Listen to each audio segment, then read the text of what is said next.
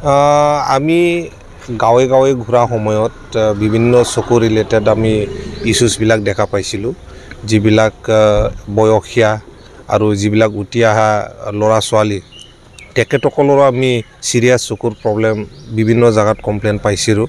আৰু তাকে আমি ভাবিছিলোঁ তেখেতসকলৰ কাৰণে কিবা এটা কৰিব পাৰে নেকি। তেখেতসকলৰ এনেকুৱা অৱস্থা আছিল কি চকুৰ প্ৰব্লেম হৈছে, চিৰিয়াছ অপাৰেশ্যন কৰিব লাগে, পইচাও ইমান নালাগে, 6-7 হাজাৰ টকা লাগে, কিন্তু এই 6-7 হাজাৰ টকা দিও তেখেতসকলে ট্ৰিটমেণ্ট কৰিব নোৱাৰে।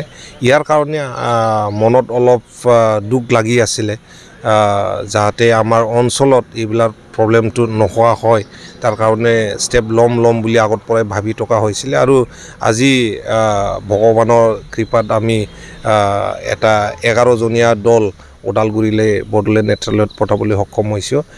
মই আশাবাদী কি তেখেতসকলৰ যিটো ভিজন, তেখেতসকলৰ যিটো দৃশ্য, যিটো শক্তি, এইটো ঘূৰাই আহে আৰু তেখেতসকলে নৰ্মেল লাইফ জীয়াই থাকিব পাৰে। বড়োলেণ্ড নেত্ৰালয় যিটো ওদালগুৰিৰ ডক্টৰ, তেখেতে যথেষ্ট এক্সপিৰিয়েঞ্চ ডক্টৰ, আৰু আমি আশা ৰাখিছোঁ তেখেতসকলৰ ট্ৰিটমেণ্ট তাতে ছাকচেছফুল হয়, অপাৰেশ্যন ছাকচেছফুল হয়, আৰু তেখেতসকলৰ যিটো দৃশ্য, তেখেতসকলৰ যিটো ভিজন ঘূৰাই আহে।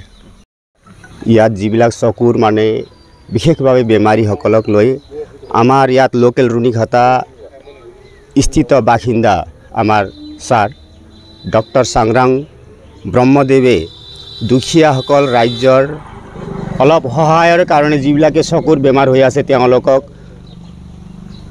তেওঁলোকৰ ঔষধৰ কাৰণে বা চকুৰ বেমাৰৰ কাৰণে যিবিলাক সুবিধা লাগে সেইবিলাক সুবিধা অপাৰেশ্যন ইত্যাদিৰ বাবে, ঔষধৰ বাবে আমাক আৰু মোৰ ছোৱালীও এজনী আছে, তেওঁলোকক মানে আজি ওদালগুৰিলৈ লৈ ডক্টৰক দেখুৱাই যিবিলাকৰ যি ঔষধৰ দৰকাৰ হয় আৰু অপাৰেশ্যনৰ দৰকাৰ হয় এইবিলাকৰ কাৰণে ব্যৱস্থা ল'ব বুলি আমি ইয়াত গোট খাইছোঁ, আৰু আমি সকলোৱে তাত যাবলৈ এতিয়া প্ৰস্তুত হৈছোঁ।